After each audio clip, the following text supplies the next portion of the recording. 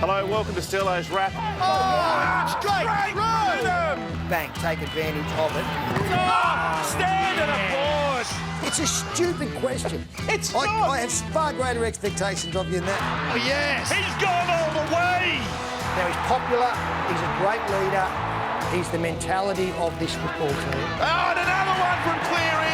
Well, it doesn't get much better, does it? Absolutely outstanding, and the finish is just as good. It's rugby league, isn't it? Hello, welcome to Sterlo's Wrap. 21 rounds down, 4 remaining. And Peter Sterling, we're still up in the air about who makes the 4 and who scrapes into the top 8. So that's the focus of our attention over the next few weeks. Hello, Matt. Yeah, some teams took advantage of opportunities over the weekend. Some missed out. Could come back and haunt them. We'll have a look at the ladder a little bit later on. We had 5 teams going in on 18 points. Not that many now have moved on to 20. But that'll continue over that next month. And I've never been, I think we've spoken about it many times in the past, I've never been a huge fan of the top 8. You can lose more games than you win and still actually make the playoffs. But what it does do is keep it very interesting for that final month in the jockeying for positions. Yeah, well, that's absolutely going to happen. Teams that with a losing record make the finals this year. What have you got for us to start today? A bit of genius at the weekend? Well, yeah, look, I look at the game and there are things I don't necessarily like about them. I'm not a big 6 again fan and some decisions I don't agree with. But every now and then you just look at something that happens and you think, yeah, this is why I love it. And this, from Beau Fermor, a flick pass out for Brian Kelly to score. How good. Kyle Fell still hasn't seen the pass. The reverse left-hand flick into the corner, just absolutely beautiful to watch. Knows exactly what he's doing and lands it on the chest of Brian Kelly. How you establish a 2-man overlap with that kind of pass. And then the icing on the cake, young Toby Sexton stands up and nails it, which was... It was ideal to get that kind of try and to turn 4 into 6 and you just walk away and think, yeah, that was beautiful. They can do a bit of that, the Gold Coast Titans. They can indeed. Hey, before we go through and look at the games at the weekend, does the forward pass exist in rugby league anymore? Well, they exist, but we just don't call them. How many on the weekend? How many? Well, it seems to me these days, from dummy half, if you go close to getting it right... Yeah.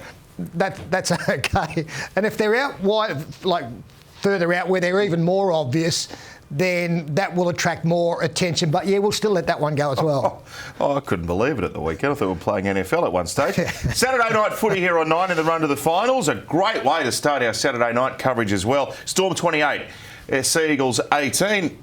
Without a couple of mistakes from Manly, they could well have ended Melbourne's winning run. I just wonder, Pete, going forward, if they meet again, do Manly feel like they've got the game to beat Melbourne? Yeah, I do. I think they walk away from this one disappointed that they lost, but I think encouraged by the fact that they really stretched this Melbourne side.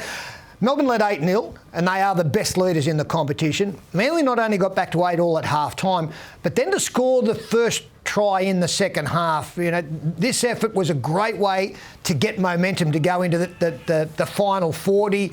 Really nice play again involving Tom Trbojevic down that left side for Ruben Garrick to score. And they had the ascendancy, but straight away from the restart, which is where you need to consolidate here and take advantage of the momentum you've got. Josh Aloiai here loses the ball backwards. That's called a knock-on. And straight away the momentum turned back towards Melbourne. When you get on top of Melbourne, because it's so difficult to do, you've got to maintain it for as long as you can. And Manly just failed on that occasion to do that. But again, I think they're encouraged. Both teams have got players to come back in, although they were close at full strength in this one. But there'll be a little bit of a change. Obviously, for Melbourne, a guy like Nelson Asofa-Solomona, makes a difference. Some decisions, as we spoke about last week, positionally for Craig Bellamy to come up with. But look, Manly, despite losing that game, I still think would have designs on a top 4 finish. They could achieve that the next month. They could have joined Parramatta and the Roosters with a win here. But they still might be close enough to nail that because their differential is quite good as well. But they're still 2 points in arrears. I never used to like putting him on the spot, but I quite enjoy it now. Is Harry Grant the best hooker in the game now? Look, he's a very, no. Well, I'm thinking of Damien Cook, who I think if the Australian side was chosen today, Damien Cook would be the number 9. Would he? I think he would, yeah. Harry Grant, snapping at his heels, no doubt. Very different types of players, aren't they? Like Damien is such a threat with his speed out of dummy half. Harry Grant, I think I've described him as sort of more old school type thing, but boy, Payton, great. Both have got great recognition of when to go when the markers are non-existent or in disarray. They just do it in a different way, but both equally as effective. But in answer to your question, no, I still think Damien Cook leads the way. Harry Grant's new to first grade. He said less than 30 games. Exactly. So give him 50 or 60 under his belt, and then the answer might be different. I'm interested what our viewers think if you were going to pick the Australian team. Who would be your number 9, Harry Grant or Damien Cook? There's a comment section down there. Maybe you can let us know. We might have a look next week. Friday, Rabbitohs 40, Parramatta 12. Rabbitohs fantastic with ball in hand as they have been for most of the year. Obviously concerns for Parramatta. Do you want to start with the positive? I'll start with the start of the game. I thought Parramatta were quite good in the first 15 or 20 minutes. They sort of were building nicely. And, I'd spoken a couple of weeks ago about how to bring the ball out of their own end. I thought they started to do that really well. But then they started to get exposed through the middle. And once South Sydney started to find that, warning bells then, because once they expose you down the middle, not long before they're going to hurt you out wide, and that's the way it went. Look, I think the only disappointment out of this for South Sydney would be the fact that if there is a question mark about them against the best sides, it's that they can lose intensity for a period of time. And I thought in this period where Parramatta were able to run in a couple of tries, yes, it was some nice work from the blue and gold, but you could just feel that they sat back on their heels, South Sydney. And if you do that at any time against Melbourne, Penrith, they'll hurt you. So strong performance. The scoreline says it all. But again, for Wayne Bennett, he'll be looking for a complete 80-minute performance where defensively they don't give the opportunity at all to the opposition. And a big blow, of course, for Parramatta out of this, not only losing the game, that's 4 from 5 now, but this incident, it's almost a try-saver from Reid Marnie. If Latrell Mitchell gets away, he'd have been difficult to stop. And you could see from the reaction here, when a player reacts in this fashion, you know that it's long term. Obviously, it's a re-injuring of the shoulder where he missed time out earlier this year. Joey Lussick, I'm assuming, will come in, and he did a great job. The thing about Joey is that whilst he's solid, really good defender, gives good service from dummy half, probably doesn't offer what Reid has established in the attacking side of the game. Nice to see him get out of dummy half there to score a try, and we'll need to see more of that over the next 4, 6, 8 weeks, however many it is. Lussick will come in and do a job, but he just won't do the job that Reid Marnie has established now in his time in the top grade. Maybe a role there for Will Smith. I think Will Smith needs to be a part of the 17 every week, and in what regard, whether that's to cover the halves or to come on around dummy half and buzz. Yeah, I think he's an integral part of what they need to produce now with Reid Marnie out of the side. And a lot is made about this run home, and understandably so, because it is a tough one, and especially when you look back at their results against the other top 5 sides during the course of this year. Now, we go back to rounds 2 and 9 where they beat Melbourne and the Roosters. But since then, it's been lean pickings, and the last couple have been, heavy score lines against them.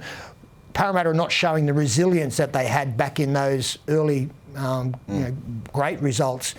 But the last 5 matches against top 5 sides don't give you a lot of confidence, I guess. Yeah. Manly, Cowboys, Storm, Panthers, last 4 games for Parramatta. Last one on this, and we'll move on. But Michael Chamis, our colleague, has written in the Sydney Morning Herald 9 Press today that Parramatta, amongst those leading teams, the only side that doesn't have $1 million player. Now, what someone gets paid doesn't necessarily reflect how good they can be, but he did make the observation that maybe Parramatta's roster isn't as good as they thought. Well, it's a roster that's made the top 4 the last... But in terms of taking that next step.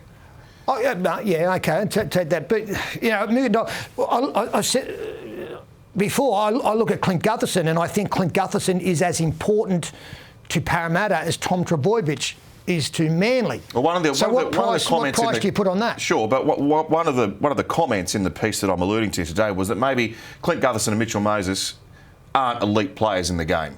Aren't elite? Aren't. Do you disagree with that? Absolutely. Of course they're elite players. They've played Origin the last 2 years, and I think that the New South Wales selectors have been pretty astute in the way they put that Origin side together to be successful over those years. So, no, look, I put a few of them in that category. I think Junior Paulo was an elite front rower at his best.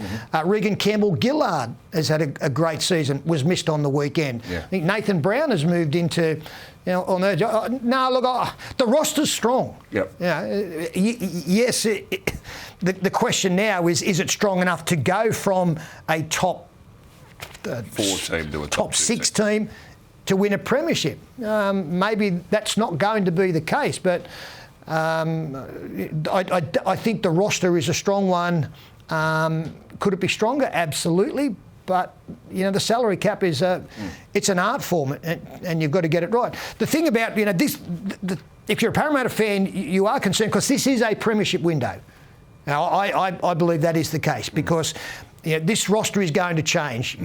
When you do have some success, and they've had a degree of success, you can't keep everybody. Yeah. And if you look through the ages of this squad as well, they're generally 26 to 28 years of age. A couple of young'uns in there, Oregon Kafusi, Dylan Brown. But that's kind of, I think, it's a good age group. It's experience now. You've got a lot of first grade under your belt. You understand the game better. So there are a lot of positives there as to why Parramatta should be successful. But let's wait and see a month how they negotiate these next 4 games, and do they finish top 4? Maybe things might turn around in people's thinking if they show something in that period of time. Yep. Saturday night, Panthers 20, Roosters 14. Another good game. We were treated a couple of cracking games on Saturday. Panthers without Nathan Cleary. He was a late omission from the team. Also, Taylor May, another debutant for the Panthers, had a really good game. Excellent game of footy, but Matt Burton. Just outstanding. There are 2 coaches sitting at home watching these games, salivating at the prospect of who they're going to have under their direction next year. And one of them, obviously, is Trent Barrett. Matt Burton, he'll revert to the centres when Nathan Cleary comes back, and he's had a fantastic season. Clearly see why Penrith didn't want him to go to Canterbury early. The other coach is Kevin Walters, watching Adam Reynolds go around.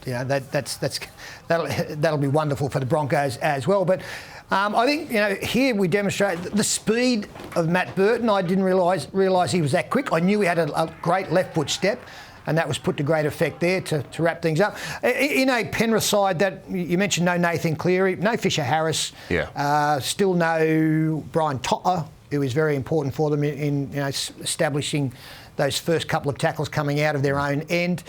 So they'll only get better. I thought it was a win that Penrith probably.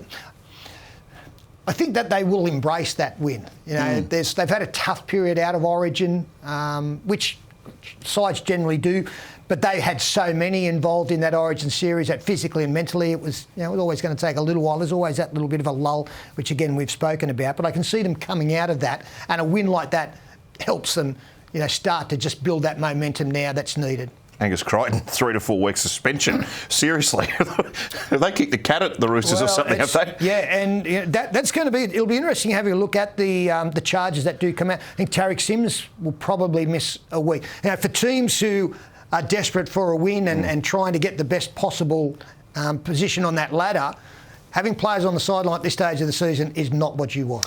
Massive win for Newcastle, 28-20 over a very competitive Broncos outfit.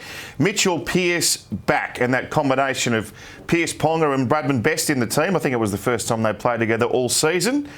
They're a different looking outfit, aren't they, when they have all of those key position players there? Yeah, they need their best side on the paddock every week because their depth of roster isn't anywhere as strong as those other leading contenders. They throw Jake Clifford into the mix, who's playing some nice footy. Tyson Frizzell has been great the last couple of weeks.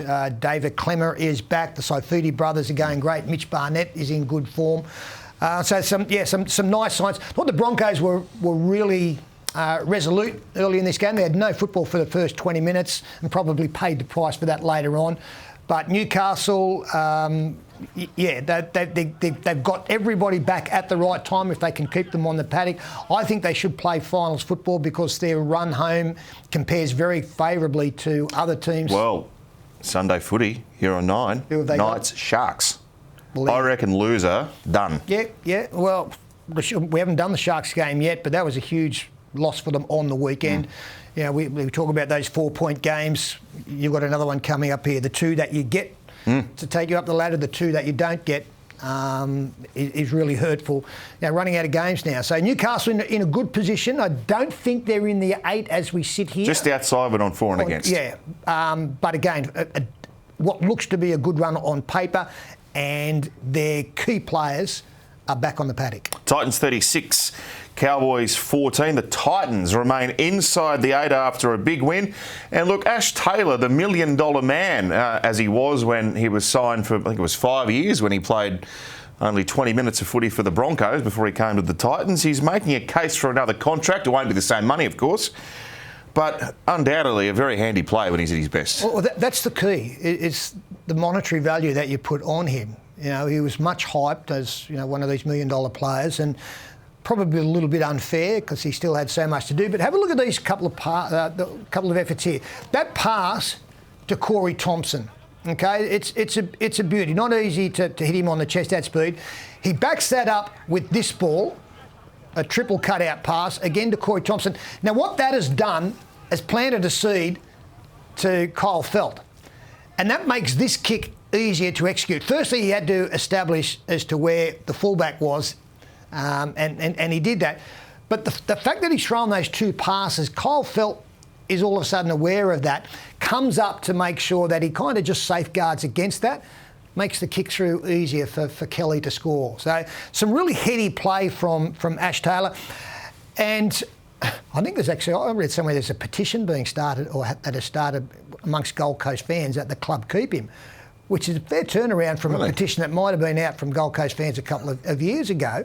At the right price, what I am going to be very keen on is to see Justin Holbrook as to what he does in the halves. Over the last 2 weeks, there's been conjecture going into the game that Jamal Fogarty would be brought back into the side at the expense of Sexton or Taylor. I don't think he can move. I don't think he can separate those 2 players at the moment. In this really Fogarty's important the captain. Well, Taylor and Sexton at the moment, and Sexton's only got a couple of games under his belt, they look really good together. Things are moving along nicely. So I think it might actually be better to roll with what they've got at the moment, because everybody looks pretty comfortable. The use of Fafita off the bench after 20 minutes seems to be working very, very nicely. Firma's doing a great job in those opening stages. But the halves are combining nicely, and when you've got them in sync, I don't think you need to make a change or want to make a change. So Jamal Fogarty might have to cool his heels for a little bit longer yet. Ash Taylor in good touch, and his best football is yet to be. Whether that's at the Gold Coast or elsewhere, you get him at the right price. He's a quality player. Yeah. How's Jason Taumalolo going as an edge forward? It was a bad game for him to come onto the edge because they had no football. So I don't think we've got a good gauge on what he might offer there. Look, I think it's only short term. There's no doubt that Todd Payton is just looking for something. What's that, 7 losses in a row? You're trying to find now, with time running out, a quick fix. And it's a very, very different role for Jason Taumalolo, because you're getting past the football after a couple, and you receive it in a different way. You're receiving it from the side instead of front on. I think since 2015 or 16, he's only played 5 games on the edge. So it's a very, very different role. But I can see what Todd Payton is trying to do. And if the side had more possession, or even an even share for the first half, we might have seen a different type of performance from Jason Taumalolo, because he didn't have much effect or much impact in this game. But I think it's only short term. But in their position, you're trying to find something. Just telling me in my ear as well, there's a petition started to stop Peter Sterling from retiring at the end of this season. Did you start that, Matt? Yes, of course I did. I love my Monday morning chats with you. Raiders 20, Dragons 12. Canberra, after a very bad loss last week, back in the winner's circle. That's 4 defeats in a row for the Dragons. I'll put it out there. They're done. They won't make the finals. Mate, I'm putting it out there, barbecue, right? They haven't won since, and they've let's just say they've got no Tarek Sims possibly next week. They didn't take advantage of the great start the Dragons that they had. Now, the Raiders were poor in the first half of this game. In fact, I think Ricky Stewart at the end of the game said, if we play like that, we'll get beaten by 60 by the better teams. But at half-time, the scores were very, very close. Canberra scored 2 tries in the first 40 minutes, both from kicks. But their second half was better, and that hasn't necessarily been the case for a lot of this season. But they win the game. It's an important 2 points for them. They'll need to be better. But I still think that they're good enough, or close enough if good enough. But on the back of last week's loss and a fairly ordinary performance in the first 40, still hard to tip them with confidence. Dragons in trouble. One of the pluses for them is the return of Zach Lomax. Thought he was good on the weekend. Some early touches there. He caused some problems, opened up some space for Ravalawa down that right-hand side. He actually comes up with a beautiful piece of play where he gets tipped over the sideline but manages to keep the ball alive here. This will be it as he gets dragged over. Bang, pretty good job to get that back in field to Ravalawa once again. Outstanding goal kicker as well, and they've missed him. Been on the sidelines for a long period of time, and if they are to make a run, he'll need to play a big part in that. Jack Bird at fullback was an interesting one. I don't see that as being particularly long-term either. So it's been everywhere, Jack Bird. Yeah, he played the second row last week. I don't quite get the line.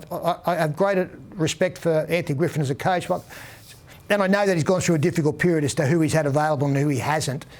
But I think it needs to either come up with Dufty or Sloan at fullback and players in positions that they're going to play at for the remainder of the season. There's been a lot of, and I know he hasn't had a choice, but there's been some unusual selections, I suppose.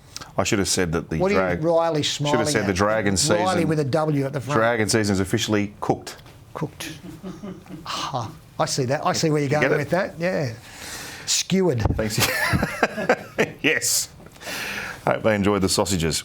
Warriors 18, Sharks 16. Pete, if the Warriors would have had so many injuries this year, they'd be in the 8 easily. Their last 2 performances have been fantastic. I thought when Roger went home and Leeson went with him that things might sort of go on a downward spiral, but they've been fantastic. How did they win? How did they win this game? They spent 20 minutes with only 12 men because Kane, really. Kane, you've done it again. What was that all about?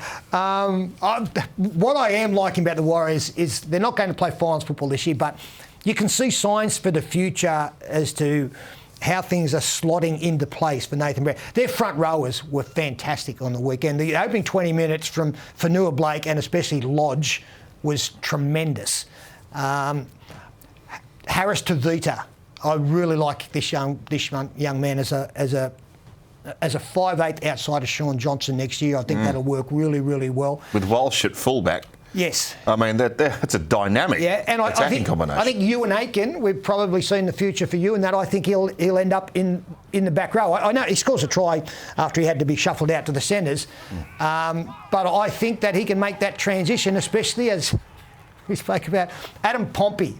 Yeah. Adam Pompey. That's the name I couldn't remember last week. It was Adam Pompey. Young Violea, and you've got Rocco Berry as well. So they've got some really good young talent coming through, including Adam Pompey. So that might facilitate Ewan Aiken moving into the back row, where we've seen that done successfully in the past. Noel Cleal, I've still got stud marks down the front of my chest, whether he was out wide. He's not quite as big as Noel Cleal, though, Ewan Aitken. No, he's not. But he's a robust player. And that's a good word for a back rower. Tony Carroll, probably not as robust as Tony Carroll, but he made that transition. Who else? Somebody else there. Let's go John Rebo de Brezac, even though he was a winger. He went into the back row. Stay with me here. I'll tell you who Meninga did it at test level. I'll tell you, Gene Miles. Gene Miles. I'll tell you who was a really good prospect at the Warriors. Adam Pompey. Well, I apologise to Adam last week because I couldn't quite remember his name, but I think I've been able to work it in subtly. I think I snuck it in there without it being noticed. Adam Pompey. When it descends to his family, they'll be wrapped. And he's a good young player, and some good young players coming through there. But some really good signs for the Warriors the last couple of weeks. And yes, they'll look back on those narrow losses this year throughout the course of the year as being particularly costly for them. I thought they were given a bit of a leg up this decision not to kick the penalty goal. That was weird. Well, now I've heard it defended, saying that well, Mate, how do you defend this? Well, I don't know. What they did was they backed themselves, okay? And I understand that, and we often applaud that. But at 18-16, with 6 minutes to go, yes, the opposition were down to 12, but that was only for another minute or a minute and a half. By kicking the goal, you also are backing yourself because you're now giving yourself possibly 15 minutes to win the game if need be. The 6 left on the clock and maybe 9 minutes of extra time if that's what it takes. So I just thought that if you take scoreboard pressure out of the mentality of your team, that's a really big thing with 6 minutes to go. You don't have to score in the next 6 minutes to necessarily win the game at 18 all. You have the safety net of extra time. And to me, it was a coach's call. Or you come down and kick a field goal. Well, yeah, exactly. But you're backing yourself to do something like that. You're changing your mentality of having to chase points to, okay, that's right. We're alongside them now. We get the ball, we come down, we might kick a field goal to win it, but we'll back ourselves to win in extra time if we have to go that far. But at least we've got a chance to go that far now. The other match, of course, West Tigers 28, Bulldogs 16. Someone asked Michael Maguire if they can make the finals in the press conference yesterday. He says, anything can happen. I don't think so. Now, we did such a good job of explaining the ladder and the percentages and how they all worked last week that I'm going to get you to do it again. Right, so clearly what you're saying is that we showed it last week. But we have Nobody understood it, so we need to have a second go at this. Yeah. Okay, I can do that. All right, what happened on the weekend was the top 6 teams played off. Teams 1, 2 and 3 all won. 4, 5 and 6 got beaten. Okay. So that doesn't change anything up there. What did change was we had 5 teams on 18 points. 3 of those won, so there was a little bit of a change at the bottom of the 8 there. Canberra in 8th. Canberra in 8th, but the Titans go into 7th. So they were the movers. The Knights, despite winning, just remained outside the 8. Big losses for the Sharks and the Dragons. Pete, the big news is we almost have a 7th team with a positive differential. The Titans are only -2 now. It's only taken 21 weeks. Well, it might have taken 22 weeks. Yeah, that's incredible. Well, it just shows the gulf between the haves and the have-nots, to be honest. And the bottom 3 sides all got rolled again, and wins for the Warriors and the Tigers in there. But they're outside of contention. It's still 11. 11 trying to get into 8, and it's 5 trying to get into 2, which is 7th and 8th spot. So hopefully that clears things up a little bit more, and next week I reckon we'll have nailed the table so that when you look at it, we'll go, we'll get it right. I get it. We've only got 4 weeks to get it right. Then we're into the finals. Right. That was very good fun, Peter. Thank you. And I'm looking forward to some very good games coming up on 9 this week. Thursday, Friday, Saturday, Sunday. Too much footy's never enough. Oh, some work there. Have you got your vocal? Ready to go. Rabs, he takes the butterscotch. What do you do to look after your dulcet tones? I drink a lot of water. Yeah. But that's pretty much it. Okay, so you pee a lot. On that note, we'll see you next week for Sterlo's Wrap.